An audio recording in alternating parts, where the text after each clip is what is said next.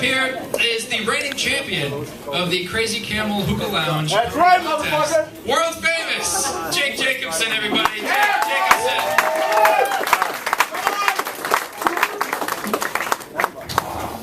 How we all doing tonight? Yeah. I said yeah. That's all right. Mark Turcotte. Give it up for Mark Turcotte. Put this together right here. This guy. Keep an eye on him, because someday you will say, I hope he doesn't forget his roots. Yeah, he's destined for great things because he works hard at it. He does a great job. So Mark called me and said, basically every comedian's dream. He said, Jake, how would you like to work in LA?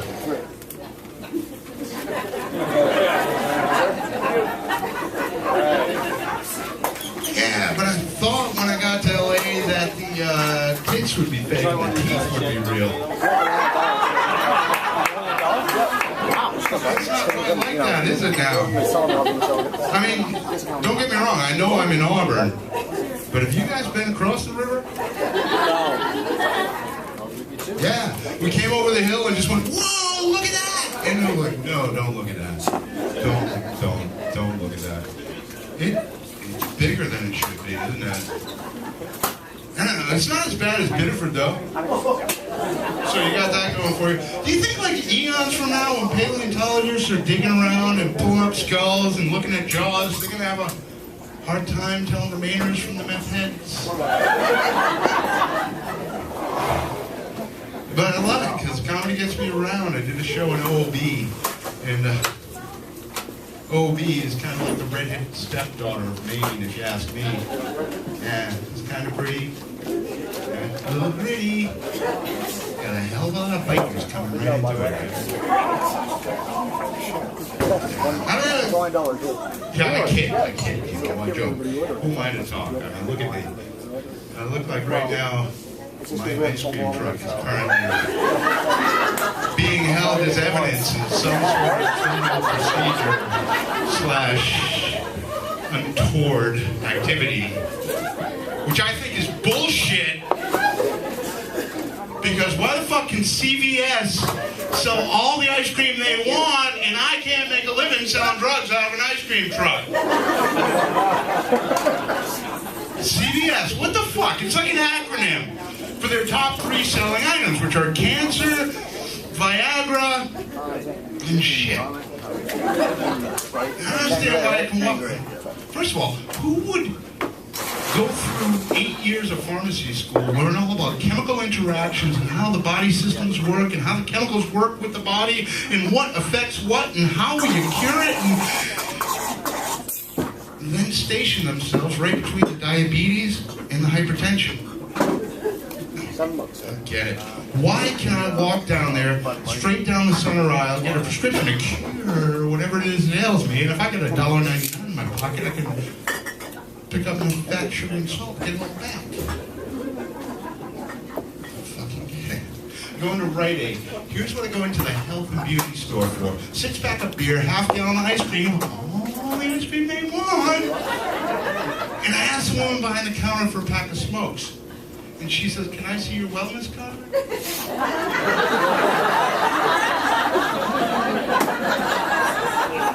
Yeah, as soon as I see your IQ badge. I'll tell you what, as long as you can sell breast cancer and diabetes on aisles 2 and 3, and you can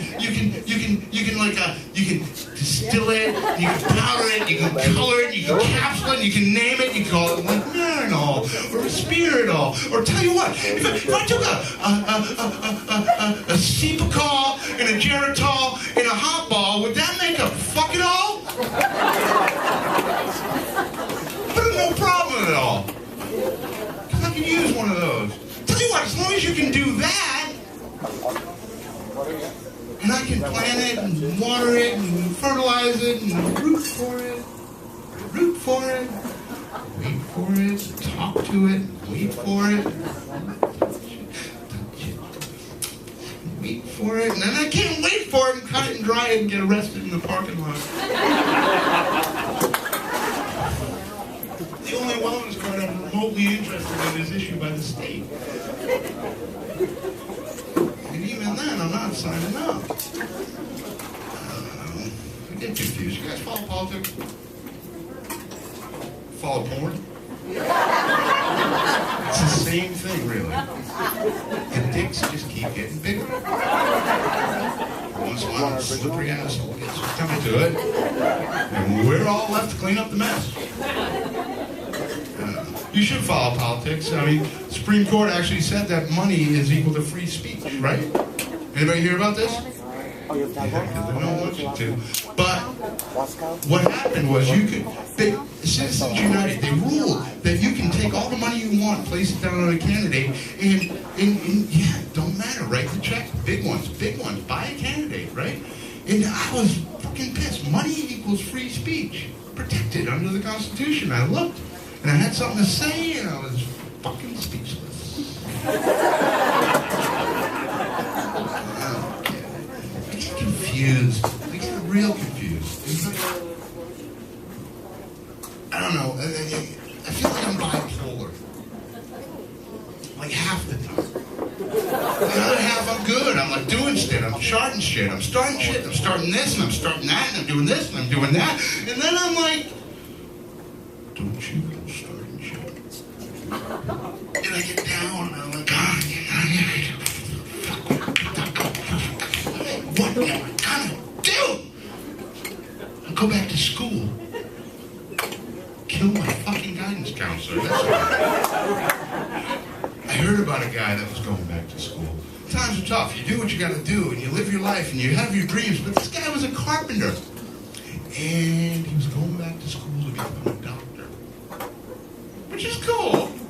However, I am a carpenter.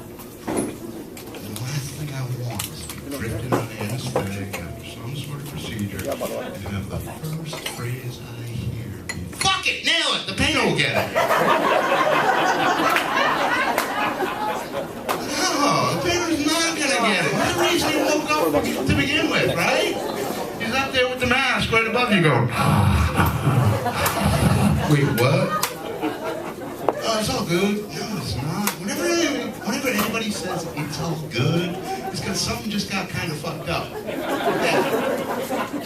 you know the guy. I can tell you know the guy, right? Yeah, dude, it's all good, right? If you know that guy, you know this guy right here. Funniest words I've ever seen in print.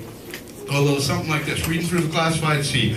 Roofer wanted, must have valid driver's license. You might as well put like sheetrocker wanted, must have PhD. Leprechaun wanted, must have dependable unicorn. Asphalt guy, must own shirt. Doesn't exist. In fact, this is how you become a roofer. You start off as a carpenter like me, and I don't know, maybe one day it's really hot out, or you undertake the job, and you lose your shirt. And your pants from about here down.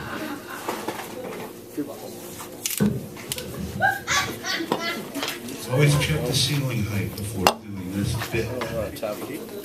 Next thing you know, you're 32 feet off the fucking ground, balancing on a 2x4 because you're a fucking framer.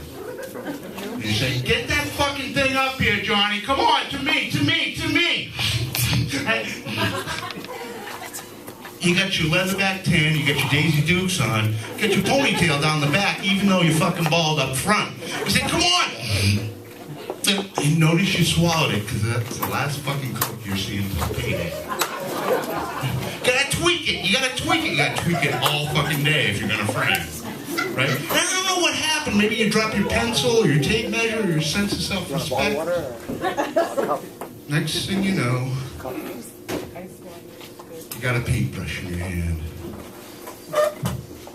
And when you breathe, it's in through the nose. It's all about the breathing. It's in through the nose. It's out through the mouth. It's in through the... It's all good.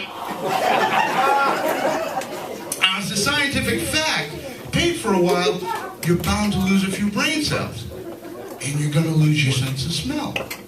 But bad news, because the state trooper has not yet lost his sense of smell. You just blew a .16. Bye-bye, driver's license. Hello.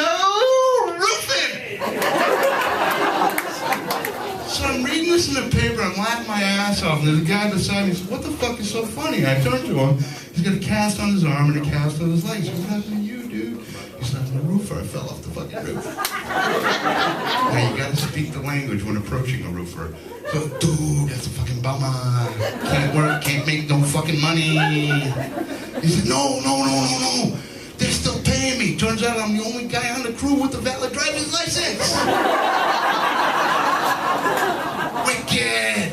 So what this guy does, gets up at 6:30 every morning, gets in the boss's minivan, because the roofing crew is the only crew that runs 2 vehicles. You got the boss's truck. It's got the ladders, it's got the nail guns, it's got the compressors, it's got the nails, it's got the shingles, it's got anything of value is on this truck. Because any one of these knuckleheads gets their hands on it Friday afternoon, they're going to turn it into a 30-pack and an 8-ball by Saturday morning. He drives around in a minivan going to where the roof is, not to where they live, but to where they were last seen. So get the fuck up in that bed. Johnny! Ricky! Come on! You know you're fucking in there. Come on. We got 30 square to do. We're going to strip it. We're going to rip it. We're going to pitch it. We're going to stitch it, right? Come on. Get up. Hey. I got a cooler full of PBR tall boys. Got a bag of tabletop pies. $40 worth of scratch tickets for anybody who makes it till 2 o'clock. Come on, guys. I talked to Gina. We're having a party later. She got 2 liters of Moxie and 80 milligrams of Oxy. So get your fucking sneakers on. I tried some roofing the other day, but I'm not quite sure I did it right. At the end of the day, I actually went home. To my home. So my wife and my kid took care of their needs for food, clothing, and shelter without violating any restraining orders whatsoever. I'm Jake. It's been a pleasure. Thanks for listening.